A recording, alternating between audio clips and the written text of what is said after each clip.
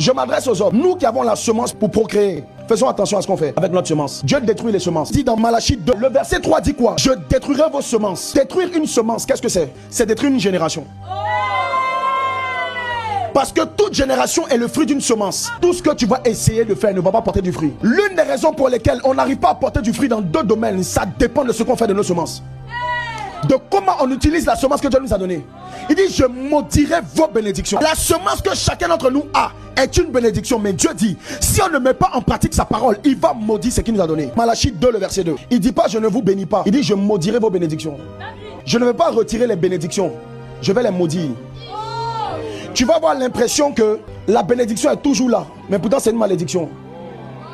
Quelque chose qui est censé être bon, quelque chose qui est censé faire du bien, va être dans ton esprit, dans ton âme et dans ton corps comme une malédiction. Verser une semence, c'est abandonner une génération. Dilapider une semence, c'est tuer une génération. Alors je parlais aux hommes, maintenant je m'adresse aux femmes. Vous qui prenez les semences, est-ce que je peux prêcher comme j'ai envie de prêcher ici? Je peux libérer comme j'ai envie de libérer. Il y a ceux qui dilapident et puis il y a ceux qui récupèrent. Sista, toi qui récupères les semences détruites, tu acceptes de recevoir ce que Dieu a détruit. Et quelqu'un qui accepte de recevoir ce que Dieu a détruit, c'est quelqu'un qui se détruit lui-même, malheureusement. De la même manière qu'il y a des choses que Dieu rejette, servant de Dieu, il y a des femmes qui récupèrent. Quelle folie de récupérer ce que Dieu rejette. Quelle folie de récupérer ce que Dieu a détruit. Des semences détruites.